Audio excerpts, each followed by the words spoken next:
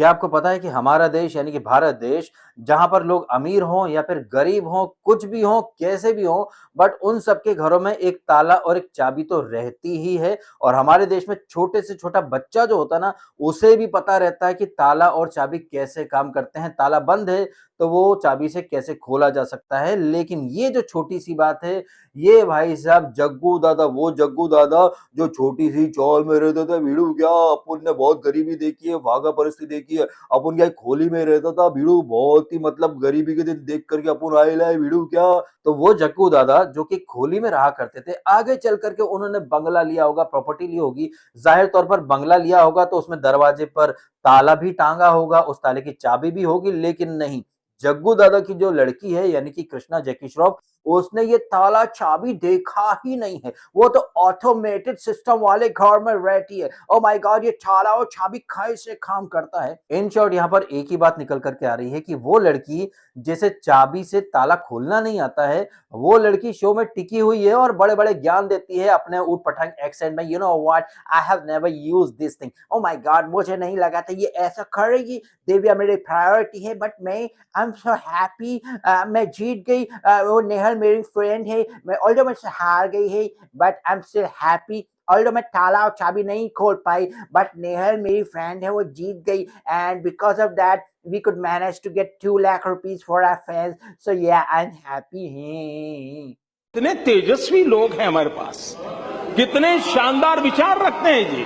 आप खुद सोचिए ना, ये लड़की कितनी बड़ी वाली नोबड़ी है जो कि क्लेम कर रही है कि इसने कभी जिंदगी में ताला चाबी नहीं देखा, जबकि ये लड़की खतरों के खिलाड़ी में जा चुकी है जहां पर कि ताला चाबी वाला कॉन्सेप्ट होता है। तो ये लड़की एक नंबर का झूठ बोल रही है। और न सिर्फ खतरों का खिलाड़ी, बल्कि इस लड़की ने एक शो भी करा था, गोरियां चली गांव करके, ऐसा कुछ शो था जहां पर ये सफोस्टिकेटेड क्लासी सेलेब्स जो है, इन्हें गांव में रहना था, जहां पर कि कृष्णा जैकी श्रॉफ का एक वीडियो बहुत वायरल हो रहा था, क्योंकि ये लड़की जो कि जिम फ्रीक है, डेडलिफ्ट वगैरह सब कुछ करती है, लेकिन घास का जो गट्ठर है ना, वो इस लड़की से नहीं उठाता। वहीं गांव की कोई ताई होंगी या फिर चाची होंगी, वो पट्ट से आती हैं और घास का जो बड़ा सा गट्ठर था उसे अपने सिर पर लाद करके चल पड़ती है। वहां पर भी ये जग्गू दादा का छोटा पौधा क्या बोला था, oh my God, I am so clueless, उन लोगों ने ऐसे कैसे कर लिया, हम तो जिम करता है, ये करता है, वो करता है। तो यहाँ पर एक ही बात निकल करके आती है कि चांदी का चम्मच लेकर के पैदा हुए जो लोग हैं ना, उनका ग्राउंड रियलिटी से कहीं कोई वास्ता नहीं होता है। और ऐसे लोग जो है, इन्हें तो पहली फुर्सत में उठा करके बाहर फेंक देना चाहिए, लेकिन नहीं,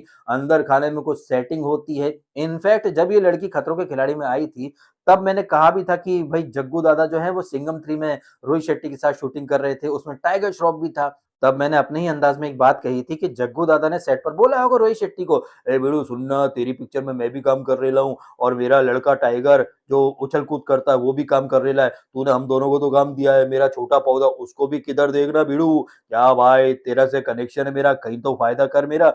और इसके तुरंत बाद जो खतरों के खिलाड़ी का सीजन आया, उसमें आपने जग्गू दादा के छोटे पौधे को देख लिया, जहां पर कि ये लड़की जिन स्टंट्स में कमजोर हो सकती थी या फिर हार सकती थी, इस लड़की को उन स्टंट से दूर रखा गया था। और इस लड़की का जो प्लस पॉइंट था, जैसे पानी वाले स्टंट, तो इस लड़की को मोस्टली पानी वाले स्टंट ही दिए जाते थे। कैसे खींच खांच के इस लड़की को फाइनलिस्ट बनाया गया था, ये आपने सबने देखा। और उसी तरह से यहाँ पर खींच खांच करके इस लड़की को फाइनलिस्ट बनाने की पूरी पूरी तैयारी कर रखी है मेकर्स ने। और इसी सिलसिले के तहत इस नल्ली सी नेपो किड को सेव कर दिया जाता है और इस लड़की को बचाने के लिए दिग्विजय राठी की बलि ले ली जाती है। हालांकि यहाँ पर मैं ये भी जरूर कहूंगा और इस बात को मानूंगा भी कि दिग्विजय ने खुद ने कई सारे ब्लंडर करे हैं, क्योंकि ये जो शो था जिसमें 50 लोग घुसे थे और 50 के 50 लोगों के पास इक्वल अपॉर्चुनिटी थी शाइन करने की, खुद को लीडर बनाने की या फिर किसी न किसी ग्रुप के मुखिया बनने की। और ये दिग्विजय, जिसका कि आई थिंक दूसरे या तीसरे दिन ही रजत से पंगा हो गया था, सारी लाइमलाइट जो है वो दिग्विजय के ऊपर आ चुकी थी। और चूंकि इसका पंगा हुआ था रजत से ही, बट आगे चल करके उसी रजत के ग्रुप में तुम शामिल हो गई, ये तुम्हारी सबसे बड़ी गलती थी दिग्विजय राठी। कहीं ना कहीं तुमने वहां पर एक ब्लंडर भी कर दिया, अपने फैंस को अपसेट भी कर दिया, और जिन लोगों पर तुमने भरोसा करा उन्हीं लोगों ने तुम्हारा विकेट उड़ा दिया, क्योंकि उन लोगों को नेहल को बचाना था, दिव्या को बचाना था, या फिर ये क्या नाम इसका, जग्गू दादा का छोटा पौधा। जग्गू दादा का छोटा पौधा इस ग्रुप में भी चल रहा है, उस ग्रुप में भी चल रहा है, दोनों ग्रुप के लोगों से कहीं ना कहीं बना करके चल रहा है। इस चक्कर में वो सेव होती जा रही है, जबकि देखा जाए जबकि देखा जाए तो जग्गू दादा का छोटा पौधा जो ना, ये तो भैया इस सीजन के पहले वीक में ही बाहर हो जाना चाहिए था। बड़ी-बड़ी टास्क तो छोड़ दीजिए, इस लड़की से तो कल वो ताला-चाबी वाला टास्क कंप्लीट नहीं हो पाया। और एक बात देखिए, ये लड़की जो कि ग्राउंड रियलिटी से वाकिफ नहीं है, और लगभग ऐसी ही कुछ बातें अर्चना गौतम ने भी तो कही थी इसके कृष्णा जैकी श्रॉफ के बारे में, कि ये लड़की जो कि चांदी का चम्मच, चांदी की कड़छी लेकर के पैदा हुई है, उसे अपने चक्की पीसने के लिए मौसी जी चक्की पीसिंग, चावल का आटा बनाई और फिर उस आटे को कागज की पर्ची मुंह में ठूस करके इधर से उधर पास करी, ये चक्की चलाई।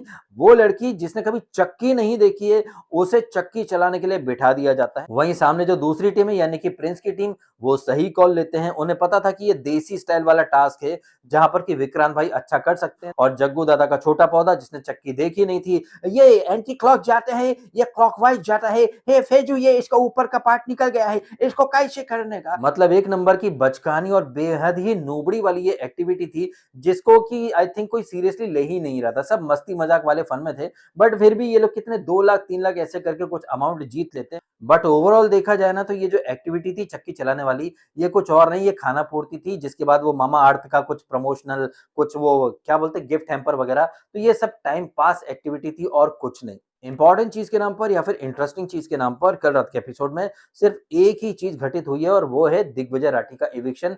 जैसे ही दिग्विजय इविक्ट होता है, उसके नाम पर एग्जिट ऑर्डर लिखा जाता है। सबसे पहले अर्चना और मनीषा जो है वो फपलाना शुरू करती हैं, फपलाना या फिर रजत दलाल को एक्सपोज करना शुरू कर देती हैं कि तुमने दोस्त बोल करके दोस्त की पीठ में ही छुरा भोंक दिया। और ये रजत दलाल जो कि ऐसे बड़ा चौड़ में आता है, हम तो मर्द हैं, जाट हैं। अगर आप खुद को जाट बोलते हो, अगर आप खुद को मर्द बोलते हो, अगर आप बड़े बड़े दावे करते हो कि आप किसी से नहीं डरते हो, तो दिग्विजय के मुंह पर बोलते ना कि भैया मैं तेरे को बचाने वाला नहीं हूं। ये कौन सी बात होती है कि आप दिग्विजय को अपनी टीम में लेते हो। और दिग्विजय भी चूतिया है एक नंबर का, जो कटारिया, फैजू और रजत इन पर आंख मूंद करके भरोसा करके चल रहा था। जैसा कि मैंने थोड़ी देर पहले ही कहा कि 50 लोग घुसे थे शो के अंदर, 50 के 50 लोगों के पास इक्वल अपॉर्चुनिटी थी किसी ग्रुप का लीडर बनने की, मुखिया बनने की, अपना एक अलग अलायंस बनाने की। लेकिन नहीं, लीडर बनने के बजाय दिग्विजय राठी ने तो खुद को रजत का फॉलोअर बना करके रख दिया। और जब आपने खुद ने ही ये डिसाइड कर लिया है कि आपको लीडर नहीं बनना है, आपको फॉलोअर बनना है, तो भैया फॉलोअर्स के पास कोई ऑप्शन तो होते हैं नहीं, क्योंकि उनका लीडर जैसा बोलेगा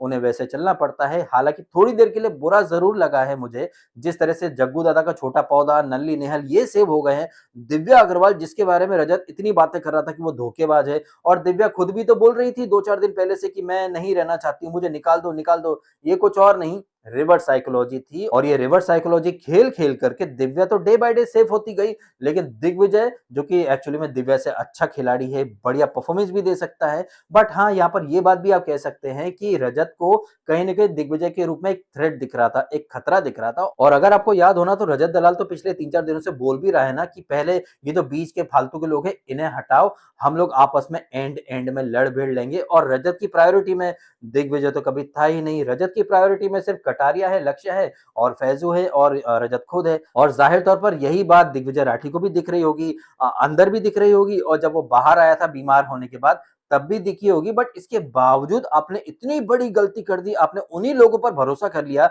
जिनसे आपका पंगा हो चुका है, जो बाहर आकर के आपको थप्पड़ मार चुके हैं, जो क्रिमिनल है, जिनके बारे में आपने बड़े बड़े दावे करे हैं। अच्छा, दावों से मुझे एक बात और याद आई, ये दिग्विजय राठी यूट्यूब पर कई दावे भी करता है, हाउ टू बी अ रोडी, रोडी कैसे बने, रोडीज में कैसे जाएं। जब आप दूसरों को इतना ज्ञान देते हो कि रोडीज में क्या होता है, कैसे होता है, आपको क्या करना है कि आप अच्छे रोडी बन सको, आपका सिलेक्शन हो सके, जब आपको इतनी सारी चीजों की मालूमात है, तो वो मालूमात आपने इस शो में क्यों इस्तेमाल नहीं करी? आप क्यों एक फॉलोअर बनकर के रह गए? और फॉलोअर बनने का मतलब तो यह है कि आपकी खुद की कोई थॉट प्रोसेस नहीं थी। जिस डायरेक्शन में आपको किसी ने मोड़ दिया, आप उस डायरेक्शन में मुड़े चले गए। खैर, ये दिग्विजय का इविक्शन और उस इविक्शन के बाद जो आफ्टर इफेक्ट्स होते हैं, चाहे वो हामिद की बातचीत हो, चाहे वो मनीषा रानी या फिर अर्चना का रजत से थोड़ा आर्ग्यूमेंट हो, जहां पर कि मनीषा और अर्चना रजत को बुरी तरह से एक्सपोज करते हैं, तो रजत वहां से उठ करके वॉकआउट करना शुरू कर देता है। जहां पर रजत एक्सपोज हो जाता है, वो वहां से कटना प्रेफर करता है। इन बातों के अलावा वॉशरूम के अंदर रिद्धि और सिवित कुछ बात कर रहे हैं, जहां पर कि रिद्धि जो है उसके गुर्दे छिले पड़े हैं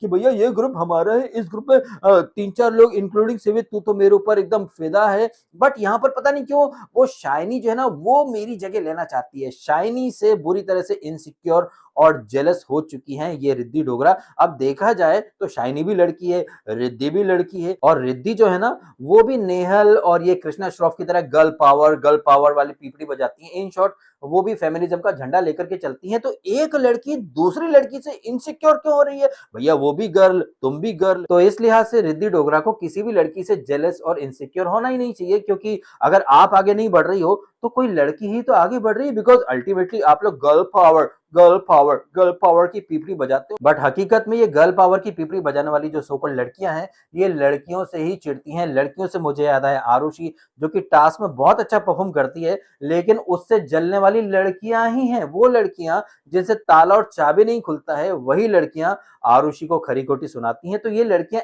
एक्चुअल में कितनी फेमिनिस्ट हैं। और ये जो डायलॉग होते हैं ना इन लड़कियों के, गर्ल पावर या वुमन एम्पावरमेंट, वाकई में ये लड़कियां इन चीजों के लिए कितनी सीरियस है कितनी सीरियस नहीं है, ये तो आप देख ही रहे हैं। इन बातों के अलावा वो अर्चना गौतम साड़ी पहनती है और फैजू को लुभाने की कोशिश करती है। इसी सिलसिले में आई थिंक वो थोड़ा सा टू मच कर जाती है, लोगों को पकाती है। कुछ कुशन या पिलो की कुछ फाइट हो रही है जिसमें कि सिवित जो है वो थोड़ा जोर से इसको मार देता है, जिसके ऊपर अर्चना जो है वो टसुए बहा रही है, रो रही है। अब ये एक्टिंग है या वाकई में उसे चोट लगी है? और इसके साथ साथ एक पिंजरे वाली एक्टिविटी, यानी कि केज में सारे जानवरों को ठूस दिया है और फिर इन सारे ही जानवरों को पिंजरे में बंद करने के बाद ये लॉयन क्या बोलता है कि यहाँ से अब ये जो गेम है ये सोलो होना शुरू हो जाएगा और ये जो एक्टिविटी हो रही है यहाँ पर सबको सोलो सोलो ही खेलना है। अब ये सोलो खेलकर आगे बढ़ते हैं या फिर यहाँ पर भी कुछ ग्रुप बंदी बनती है, अलायंस बनता है, क्या होता है क्या नहीं होता, ये हम देखेंगे आज रात के एपिसोड में। बाकी कल रात के एपिसोड में जो हुआ वो तो आपने देख ही लिया। दिग्विजय का इविक्शन हो जाता है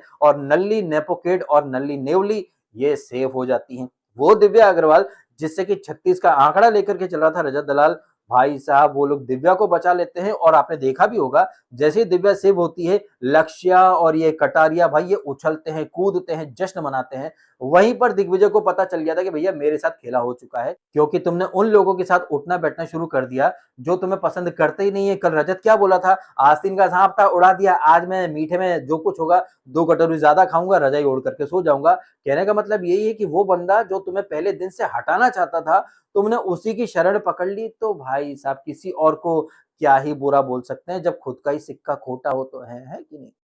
तो फिर ऐसे में किसी और को ब्लेम करके या फिर किसी और पर बिल फाड़ के आप सिर्फ अपनी भड़ास ही निकाल सकते हो, आप कुछ बदल तो नहीं सकते हो, क्योंकि जो होना था वो तो भैया हो चुका है। अब बाहर आकर के आप भी हमारी तरह शो देखो और शो के ऊपर रिएक्शन दो, ये मेरा मानना है। आपका क्या मानना है? जो भी है आपका मानना कमेंट करके अवश्य बताइएगा। फिलहाल आपने समय निकाला, वीडियो देखा, आपका बहुत बहुत धन्यवाद। Thank you so much.